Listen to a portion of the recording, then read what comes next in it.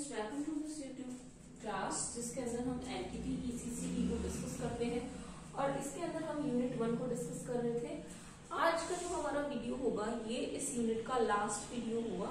इस यूनिट का last video that is इसके अंदर हम क्वेश्चन 12 डिस्कस करने वाले हैं, क्योंकि लास्ट वीडियो में हमने 10 और 11 क्वेश्चन डिस्कस कर लिए थे। लास्ट जो क्वेश्चन है वो हम इसमें डिस्कस करेंगे। चलिए तो आप देखिए कि हम इसमें क्या क्या डिस्कस करने वाले हैं।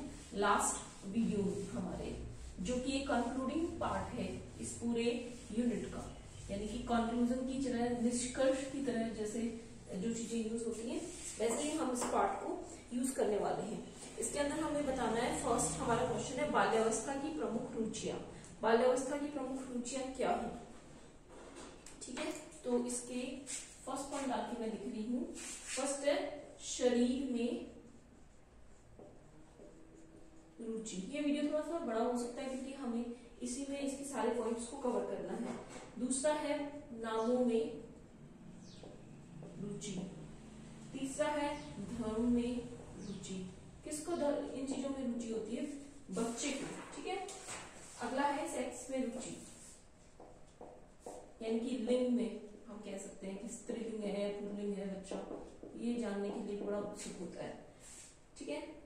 इसके बाद अगला टॉपिक है हमारा शारीरिक शिक्षा, जो हम इस वीडियो में डिस्कस करने वाले हैं।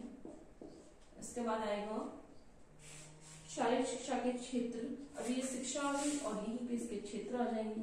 शारीरिक शिक्षा यानी कि फिजिकल एजुकेशन, और इसके क्षेत्र आ जाएंगे।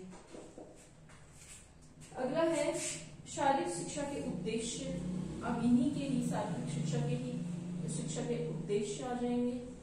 क्षेत्र आ गए हैं, ये उद्देश्य आ गए, और उद्देश्य के बाद हम डिस्कस करेंगे कार्यक्रम। शारीरिक शिक्षा के कार्यक्रम कौन कौन से हैं, इस वीडियो में हम इन्हीं टॉपिक्स को कवर करने वाले हैं। उसके बाद हमारा चैप्टर 2, मतलब हमारा जो इस बुक का चैप्टर 2 है, यूनिट 2 जो है बाल कल्याण बाल विकास एवं कल्याण, ये स्टार्ट हो जाएगा। यानी कि बाल कल्याण एवं स्वास्थ्य, यानी कि child care and health topics, जो भी है बच्चे का आपको ख्याल कैसे रखना है, उसको कौन कौन सी केयर आप प्रोवाइड करेंगे, वो सब हम यूनिट 2 में स्टार्ट करेंगे। तो इस यूनिट का ये वीडियो सबसे इम्पोर्टेंट है क्योंकि ये सबसे फाइनल वीडियो है। इसके बाद जो यूनिट्स हैं वो यूनिट 2 हम स्टार्ट करने वाले हैं। तो चलिए देखिए, फिर बिना देर करते हुए हम वीडियो को स्टार्ट करते हैं। शरीर में रुचि, यानी कि बनावट कैसी है, रंग रूप कैसा है, इनमें किसकी रुचि हो जाती है? बाल्यावस्था की प्रमुख रुचियों के बारे में हम बात कर रहे हैं।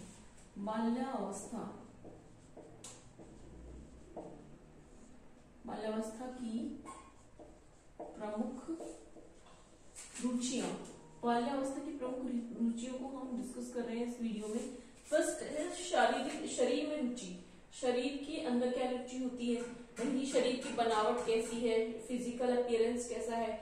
नामों में बच्चे एक दूसरे से नाम पूछते हैं, एक दूसरे के नाम जानने की कोशिश करते हैं, और यही एज वो होती है जिसके अंदर बच्चे एक दूसरे बच्चों का नाम के बेसिस पे, रंग के बेसिस पे मजाक भी उड़ाते हैं। धर्म, उनको अपना धर्म प्यारा लगता है, दूसरों का धर्म को वो समझ नहीं पाते या उनमें इतनी समझ डेवलप नहीं हो पाती।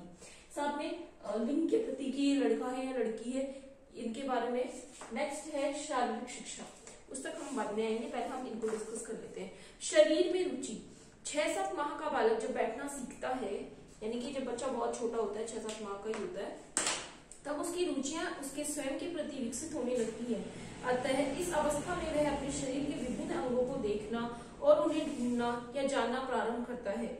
हरलोक ने, you can highlight this lines, these lines को अंडरलाइन कीजिए। हरलोक ने 1974 का, मतलब हरलोक 1974 का विचार है कि जब बालक 3.5 वर्ष का हो जाता है तब वह इस बात में रुचि लेने लग जाता है कि उसके शरीर में विभिन्न अंग किस प्रकार से क्रिया करने लगते हैं। आरंभ में बालक अपने शरीर के बाह्य अंगों के संबंध में रुचि रखता है। स्टार्टिंग में तो बच्चा अपने बाहरी जो से दिखाई देते हैं बाहरी अंग है उन्हीं के बारे में रुचि रखता है, परंतु बाद में उसमें आंतरिक अंगों के बारे में भी रुचि विकसित होने लगती है। अध्ययनों में देखा गया है कि जिन बच्चों का समायोजन उपयुक्त प्रकार से होता है, समायोजन मतलब एडजस्टमेंट किस प्रकार से होता है, उपयुक्त अच्छे तरीके से होता है, उनमें शारीरिक और स्वास्थ्य के संबंध में रुचि अपेक्षाकृत देर से विकसित होती है। इन अध्ययनों में यह देखा गया है कि बालक अपनी शारीरिक और सामाजिक असफलता का कारण कई बार स्वास्थ्य और शरीर को भी बताता है। अगला है नामों के प्रति रुचि। अब नामों के प्रति रुचि कैसे समझेंगे हम? बालक अपने नाम में तब तक रुचि नहीं लेता जब तक दूसरे व्यक्ति उसके नाम की प्रशंसा अथवा आलोचना नहीं करते। बालक को अपना नाम इतना वैल्यूएबल तब तक नहीं लगता जब तक दूसरे लोग उसको उस नाम से पुकारने के साथ में उसका या तो आलोचना करें या उसकी प्रशंसा करें। दोनों ही सूरत में बालक को अपना नाम प्रिय लगने लगता है जब लोग उसकी प्रशंसा भी करते हैं या आलोचना भी करते हैं। एक अध्ययन J.W. मैकडडेविल एंड हेरारी 1966 के अनुसार बच्चे को जब तक इस बात का ज्ञान नहीं हो जाता है कि जिस वस्तु को उनके नाम से पहचाना जाता है ठीक उसी प्रकार से व्यक्तियों को भी उनके नामों से पहचाना जाता है, तब तक अपने नाम में रुचि लेने लग जाते हैं। तब वह इस अपने नामों के अंदर बच्चा रुचि लेने लग जाता है। कई बार बच्चे अपने नाम में रुचि उस समय लेना प्रारंभ करते हैं जब उनके नाम का उच्चारण करने में अन्य लोगों को कठिनाई होती है। बच्चों के अपने नाम नए पसंद करने के अनेक कारण हो सकते हैं। कई बार बच्चों, जैसे मेरा नाम जयश्री है, आप सबको पता है, तो मेरे नाम को लेके भी कई बार लोगों में उत्सुकता थी कि इसका नाम जयश्री क्यों पड़ा है। मुझे कई बार चिढ़ाया भी है क्लास में भी। तो ठीक है, छोटी क्लास में छोटे जब हम बच्चे होते हैं उस वक्त ऐसी चीजें हो जाती है। जय श्री राम बोला गया, ठीक है, उसको धर्म से भी रिलेट कर दिया गया, तो ये चीजें हो जाती है बच्चों के साथ, ऐसा होता है अक्सर। जय श्री किस कॉन्टेक्स्ट में मेरा नाम रखा गया होगा, ठीक है, वो चीजें डिफरेंट है। तो ऐसे बच्चों के, जैसे किसी का नाम पवन है तो उसको बोल देते हैं हवा का झोंका, समथिंग लाइक दैट। तो ये चीजें बच्चों के साथ में फेस होती है, उनको ये चीजें फेस करनी पड़ती है, तो इट्स नेचुरल। और जब तक आपके नाम का कोई स्पेसिफिक मीनिंग नहीं होना, तब तक आपको भी अपने नाम में इंटरेस्ट नहीं आता है। ये हम किसकी बात कर रहे हैं? बाल्यावस्था के बच्चों की रुचियों के बारे में बात कर रहे हैं। देखिए आगे, पुराने टाइप का नाम होना, या तो नाम बहुत ही ज्यादा पुराना हो या उच्चारण में कठिनाई आना, कोई ऐसा नाम हो जाना जैसे कि नाम बोल पाना ही बहुत डिफिकल्ट है लोगों के लिए, तो वो भी एक विषय बन जाता है। बहुत नया या अनोखा, जैसे कियारा, आयरा, अलवीरा, ये इस तरह के नाम है जो एकदम यूनिक नेम्स है। तो इस तरह की नया, तो बहुत नया नाम होना, बहुत ही नया नाम होना, लिंग के अनुसार ना होना, यानी कि आप जैसे फीमेल्स होती है, कई किसी का नाम मनोज है, किसी का नाम कुछ और है, नरेश है, और होती वो फीमेल्स हैं और उनके नाम रख दिए जाते हैं मनोज, नरेश, इस तरह के। तो ये क्या है? एक विषय बन जाता है, एक टॉपिक बन जाता है डिस्कशन का या बातचीत करने का। किनके बीच में? बच्चों के बीच में, बाल्यावस्था में जो बच्चे हैं उनके बीच में। छोटा नाम हो, जैसे नाम हो जो लड़के और लड़कियों के सामान्य हो आदि, जैसे किसी का नाम लक्की रख दिया, तो लक्की नाम अब स्कूल में उस वक्त लक्की हम घर पे बोल सकते हैं, लेकिन लक्की एक स्कूल में भी आपका नाम लक्की रख दिया, स्कूल में ही आपका नाम प्रिंस रख दिया, और एक्टिविटीज आपकी प्रिंस वाली है नहीं, तो वो भी एक मजाक का कारण बन सकता है। धर्म में रुचि, नेक्स्ट पॉइंट है हमारा धर्म में रुचि। धर्म में रुचि किससे तात्पर्य है? बाल्यावस्था में ही बालकों में धर्म के प्रति रुचि उत्पन्न हो जाती है। धार्मिक रुचि में दो तत्व हैं, प्रथम धर्म के प्रति विश्वास और दूसरा नियमों, सिद्धांतों और आदतों की पालना करना। इस प्रकार के प्रशिक्षण बालक में धर्म के प्रति रुचि के विकसित होने में सहायक हैं। 4-5 वर्ष का बालक जन्म, यानी कि 4-5 वर्ष का बालक जन्म, मृत्यु, स्वर्ग, नरक और ईश्वर आदि के संबंध में रुचि प्रदर्शन करने लगता है। 4-5 वर्ष का बालक समझने लगता है कि भाई ये धर्म क्या है, हम भगवान की पूजा कर रहे हैं, या गायत्री मंत्र बोलना, या फिर कुरान शरीफ की आयतें पढ़ना, या फिर हनुमान चालीसा पढ़ना, इस तरह की चीजें। लगभग 5-6 वर्ष का बालक धार्मिक कहानियों में रुचि प्रदर्शित करने लग जाता है। धार्मिक कहानियों में, जैसे रामायण हो गई, गीता हो गई, इनमें रुचि प्रदर्शित करने लग जाता है। वो बोलते हैं कि मुझे कहानियां सुनाओ, ठीक है। लगभग 10 या 11 वर्ष के बालक में धर्म के संबंध में संदेह उत्पन्न होने लगता है। 10 से 11 वर्ष के बालक में ये संदेह, ये मतलब उसको ये एहसास होने लगता है कि धर्म कुछ होता भी है, ये कहानियां जो रिलेटेड हमें सुनाई जा रही है ये वैलिड है भी कि नहीं। सेक्स में रुचि, छोटे बच्चे जब अपने खेल के साथियों के संपर्क में आते हैं तब उनमें सेक्स के संबंध में रुचि का विकास प्रारंभ हो जाता है। वह संधि अवस्था में विपरीत लिंग के लोगों के प्रति आकर्षण और रुचि बढ़ जाती है, यानी कि इन्फैक्चुएशंस क्रिएट हो जाती हैं, ठीक है, liking for some short time, कुछ थोड़े समय के लिए किसी को पसंद करना, इस तरह की चीजें। सेक्स के प्रति जिज्ञासा को शांत करने के लिए बालक कई विधियां अपनाते हैं। प्रथम यह कि बालक अपनी इस जिज्ञासा का प्रश्न पूछते हैं। कुछ अधिक बड़े बच्चे बालक अक्सर शारीरिक सेक्स संबंधी अंतरों को पहचानने लग जाते हैं। सेक्स के प्रति जिज्ञासा को शांत करने के लिए बालक के संबंध में प्रश्न पूछे जाते हैं। कुछ अधिक बड़े बच्चे बालक के उत्पन्न होने में माता पिता का क्या कार्य है सीख भी जाते हैं, ठीक है। तो इस तरह से हम इस टॉपिक में पढ़ रहे हैं कि भाई बच्चों की क्या क्या एक्टिविटीज होती है, क्या क्या उनके अंदर जिज्ञासाएं उत्पन्न होती है, फीमेल कौन कैसे है, मेल कैसे है, इनके क्या जेनिटल ऑर्गन्स हैं, इनके बारे में उनके मन में सवाल उठने लग जाते हैं। नेक्स्ट हमारा पॉइंट है शारीरिक शिक्षा। शारीरिक शिक्षा, इसके क्षेत्र क्या है, इसके उद्देश्य क्या है और इसके कार्यक्रम क्या है। अब इस टॉपिक को हम कवर करने वाले हैं। देखिए, फर्स्ट, शारीरिक शिक्षा से अभिप्राय शरीर को स्वस्थ रखने से है। शारीरिक शिक्षा का तात्पर्य शरीर हमारा स्वस्थ रहे। शारीरिक शिक्षा को पीटी भी कहते हैं, पीटी फिजिकल ट्रेनिंग, ठीक है, पीटी फिजिकल एजुकेशन या फिर फिजिकल ट्रेनिंग भी कहते हैं, करवाई जाती है ना स्कूलों में, ड्रम की हेल्प से। ड्रम बजता है, डम डम डम, एंड वो अब ये हाथ इस तरह से, ये वाली जो एक्टिविटीज होती है पीटी में आती है ना, बच्चों को करवाई जाती है छोटी छोटी क्लासेस में। देखिए, शारीरिक शिक्षा से अभिप्राय शरीर को स्वस्थ रखने से है।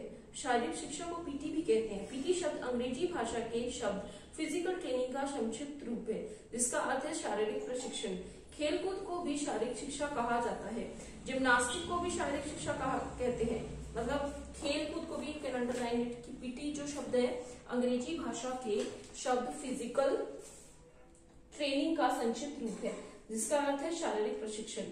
खेलकूद को भी शारीरिक शिक्षा कहा जाता है। जिम्नास्टिक को भी शारीरिक शिक्षा कहते हैं। वास्तव में ये तो शारीरिक शिक्षा के कार्यक्रम है। शारीरिक शिक्षा तो अत्यंत विस्तृत है। शरीर को स्वस्थ रखने की इन सब शारीरिक क्रियाओं को सामूहिक रूप से शारीरिक शिक्षा कहा जाता है। यह आवश्यक है कि शारीरिक शिक्षा को शिक्षा में महत्वपूर्ण स्थान दिया जाना चाहिए। शारीरिक शिक्षा का कार्यक्रम खाली पीरियडों की पूर्ति का साधन नहीं समझा जाना चाहिए। शिक्षकों को चाहिए कि वे इस बात की पूरी जानकारी रखें कि छात्र शारीरिक शिक्षा के कार्यक्रमों में भाग लेते हैं या नहीं। शारीरिक शिक्षा की आवश्यकता तथा महत्व। अब शारीरिक शिक्षा की इम्पोर्टेंस और इसका महत्व क्या है और इसकी जरूरत क्यों पड़ी, आवश्यकता क्यों पड़ी। विद्यालयों में शारीरिक शिक्षा का बहुत महत्व है। छात्र मानसिक रूप से, अंडरलाइन इट, मानसिक रूप से या पुस्तकीय ज्ञान से विकसित हो जाते हैं, लेकिन शारीरिक रूप से अधिकतर कमजोर पाए जाते हैं। शारीरिक रूप से विद्यार्थी अधिकतर कमजोर पाए जाते हैं। इसलिए शारीरिक शिक्षा की छात्रों को दी जानी चाहिए। छात्रों का सर्वांगीण विकास, अंडरलाइन इट, सर्वांगीण विकास तभी है जबकि वे शारीरिक रूप से भी विकसित हो। स्वस्थ बच्चे राष्ट्र की उन्नति में सहयोगी होंगे। शारीरिक शिक्षा के कार्यक्रमों में से छात्रों का मनोरंजन भी होता है। आजकल शारीरिक श्रम बहुत कम हो गया है। मशीनों के कारण व्यक्ति शारीरिक परिश्रम नहीं कर पाता, जिससे वह स्वास्थ्य की दृष्टि से भी पिछड़ने लगा है। यानी कि इतना अत्यधिक मशीनीकरण हो गया है, यानी कि इतनी सारी मशीन्स जो है इनका यूज होने लग गया है कि शारीरिक जो भी क्रियाकलाप हैं वो प्रभावित हुए हैं, शारीरिक गतिविधियां जो है वो बाधित हुई हैं, ठीक है।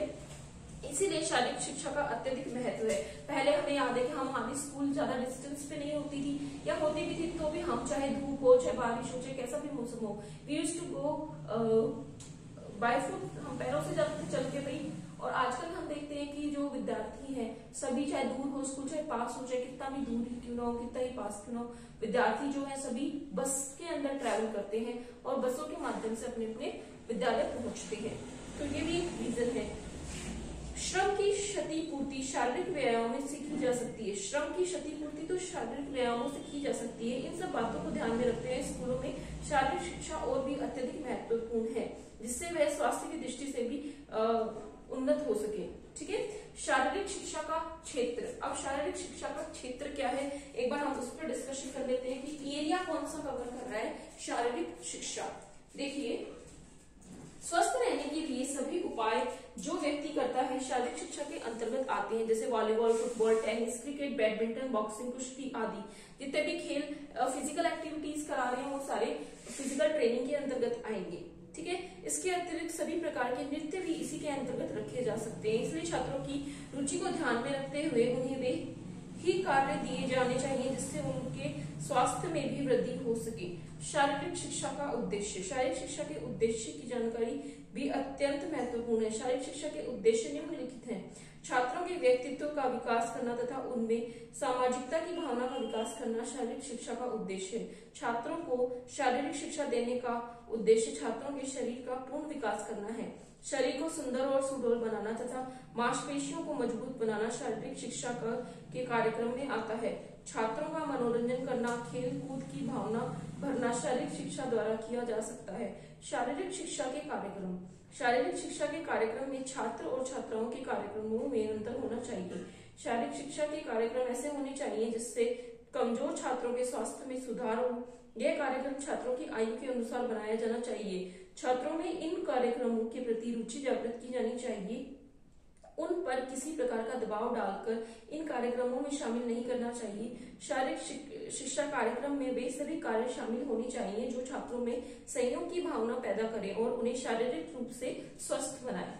तो इस वीडियो में हमने देखा कि शारीरिक क्षेत्र देखे हमने, शारीरिक शिक्षा को समझा। पहले तो फिजिकल ट्रेनिंग होती क्या है कि हम बच्चे को मेंटली तो स्ट्रॉन्ग कर रहे हैं बट फिजिकली स्ट्रॉन्ग होना भी अत्यधिक जरूरी है।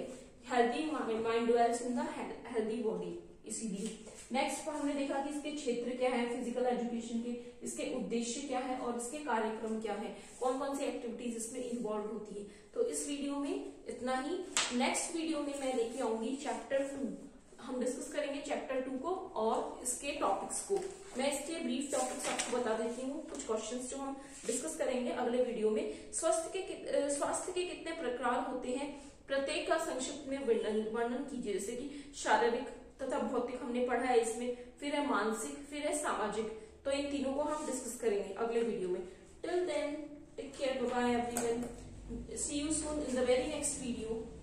Hope you are learning a lot from these videos. Thank you, and all your criticism or valuable comments are accepted in this video. Thank you so much. Bye bye. Take care everyone. Till then, take care of your health also.